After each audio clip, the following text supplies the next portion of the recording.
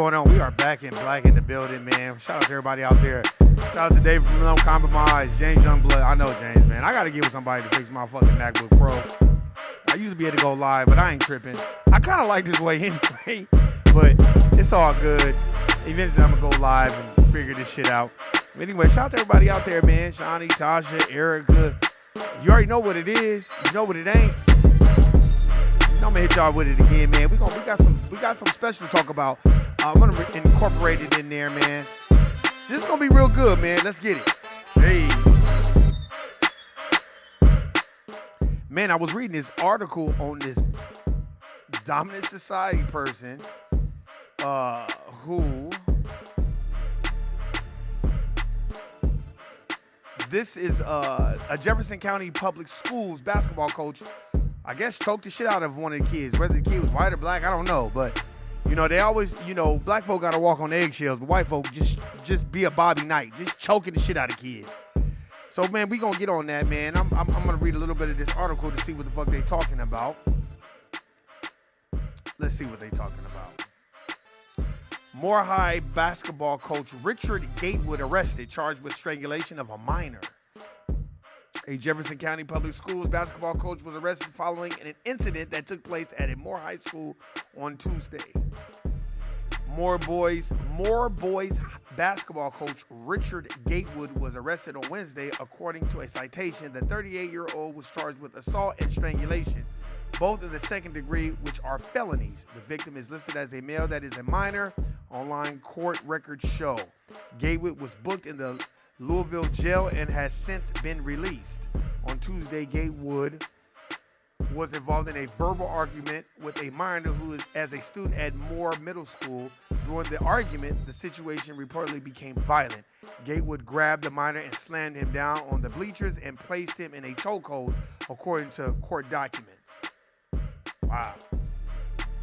The mother of the minor took photos of the victim. According to the court documents that showed redness and bruising on his chest and body and a large cut on his hand following the incident.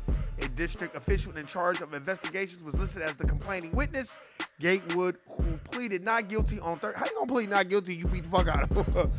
Not guilty on Thursday morning, previously admitted to police on Wednesday that he had struck and slammed the minor per court records. His bond was set at $15,000.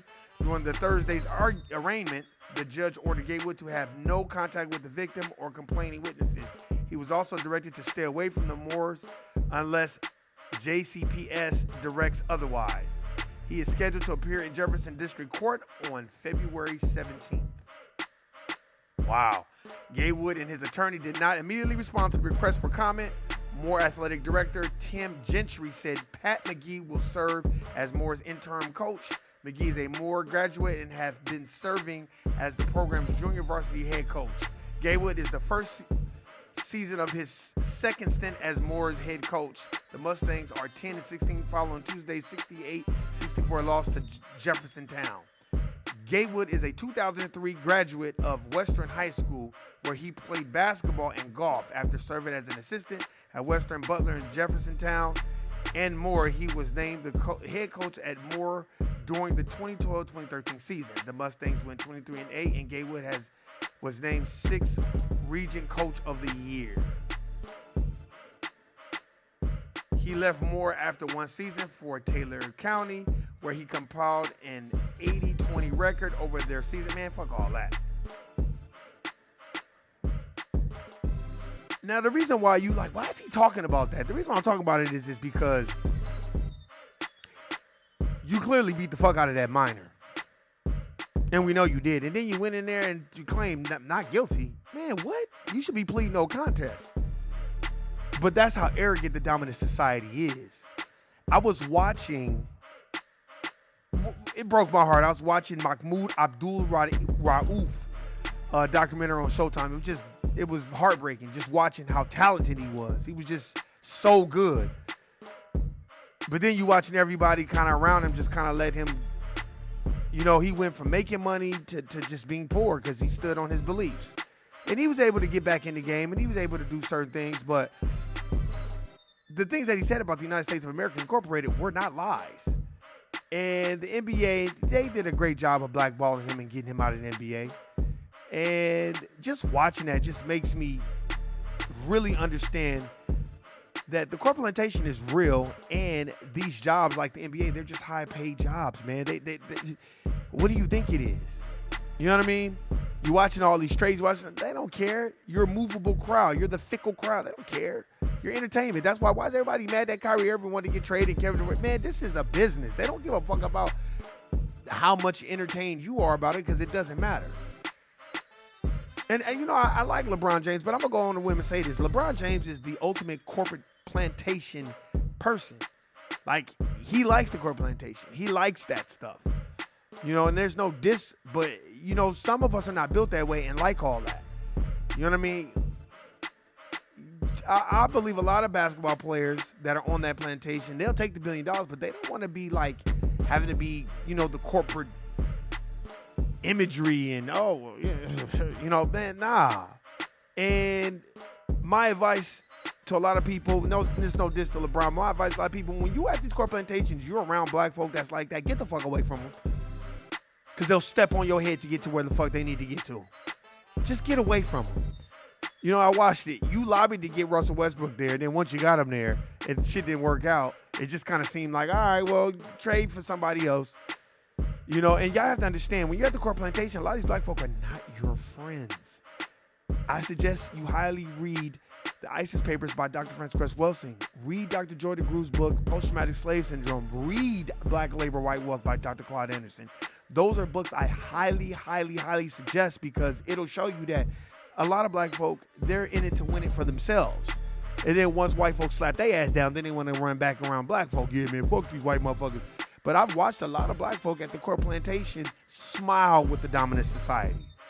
You know what I mean? I used to work with one. I used to work with a few of them. They just smile, and I've always noticed, if the dominant society likes you, you're not doing something right.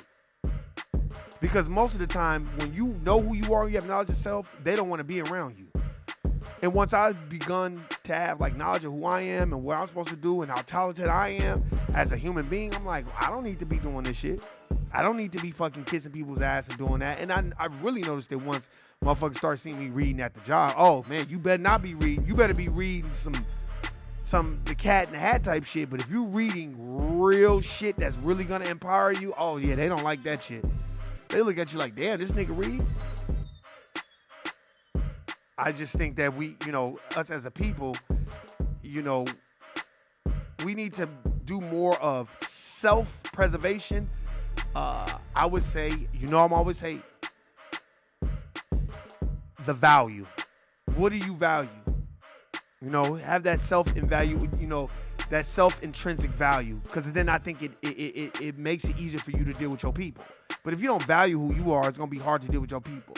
You know what I mean? And I think at these core plantation jobs, I think it's sickening the shit that I see go on. It is sickening. It really is. It's just sickening to my stomach. I watch how my people are so stressed out. You know, you want to get the bag, and then you know, you got to uphold this imagery and have this nice car, and you know, man, get the car because you want the car. Don't get it because you want people to see you in it. Get it because you like the car. And appeasing other people, that's going to drive you crazy. I know there's a lot of things that I do and my views and stuff people don't agree with. And I don't want people to agree with it. But the one thing that I've learned is, you know, when you get at that core plantation, this is a business. This is not about making friends. Now, if you can make some friends within the core plantation that are really solid and will really tell you what's going on and tell you what is being said when you're not in the room, hey, man, that's what you're supposed to do. But don't think that everybody you come across as your friend is going to really hold you down. No. A lot of these people are seeking information so they can go back and they can tell your boss. Sometimes you have to be slow to speak and eager to hear, because these people are wickedly brilliant when you come to this core plantation. It's all a political game. If you go to a core plantation thinking, I'm going to be the best worker, I'm working, you know, that's going to be seen, man, they don't care about you working hard. What type of politics are you willing to play? You know what I mean? And if you're not willing to play no politics, then it's going to be lonely. And I decided that too. Like, man, I don't do the politics shit, period. And you can ask any of my family members, don't come to warn about them fucking politics and family politics and all that. I don't care about none of that shit. That's a waste of time to me. That's a time wasting mechanism. You know what I mean? And you got to get up and want to go do it for yourself. Like I said, I'm not a trust fund kid. I didn't inherit anything. Everything that I've gotten, the last 15, 20 years, I got it on my own. Nobody helped me. And it does something to you mentally where you're like, nah, I'm not going to do that. And you know how to do it gracefully. You know, oh, fuck that. No, just nah, I'm not going to do that. That's why, you know, corporate plantations, man, you see that person that wants to move up and all that, just stay the fuck away from them. Don't tell them nothing. Just stay away from them, do it. Now, if they really, really value who you are, they're going to be like, damn, my nigga, why you not hollering at me? What's going on? You're like, look, bro, I'm not into that corporate plantation bullshit. I've worked with people like that. And it's no diss, but I've learned to get the fuck away from them. Because your journey and what you desire, I do not desire that. I do not desire to be smiling with people. Not fuck all that. No. I don't want to do that. That's time wasting. Okay, good. They want to pay you a nice salary, fine. But I don't want to be looking over my shoulders every 5 minutes because these people done gave me this nice salary and now I got to watch what I say and woo, and I'm good. You can have that. I just think it's very important that we understand what it is and know that the dominant society does what they want to do. This man was choking the shit out of a kid and pleaded not guilty. Now you see that black teacher, they was all over him. Oh yeah, you fired right away. And that kid was shoving him and pushing him and talking crazy to him. And even in the NBA, them white coaches blackballed him. And Ernie Bickerstaff, that black man, I understand where he was coming from because he's a corporate nigga. You guys got to go watch Mahmoud Abdul-Rauf's documentary called Stand. Because it just showed the Steven from Django's, to tell him about the gun line niggas, and Ernie Bickerstaff, or whatever his name was a very corporate type of man. Well, you know, we got sponsors in this, and you know, if you want to do that, then it's not my headache anymore. Because the dominant society knows how to divide and conquer foundational black Americans. They know. Let's just give them some money. Let's just give them some money. That's why niggas up there praising Beyonce. Man, the Grammys is controlled by a governing board of people that they know. You know what I mean? Man, stop. Stop, man. Those awards are political. Watch that Mahmoud Abdul-Rauf documentary. It shows exactly what's going on. He was Colin Kaepernick before Colin Kaepernick. He was Steph Curry before Steph Curry. But he got blackballed because of his principles and his beliefs. And when you watch it, it becomes very sad. And it becomes very where you were taken back. You're like, damn. But I'm going to just tell you this again.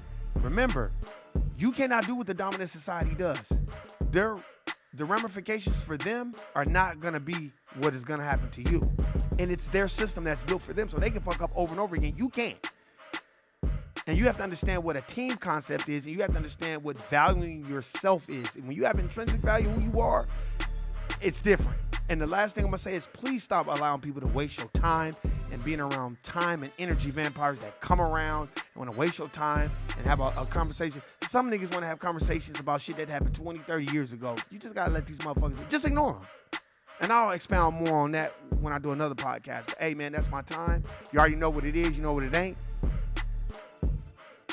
You already know what I'm going to leave off with. A guilty nigga, I'm out. Peace.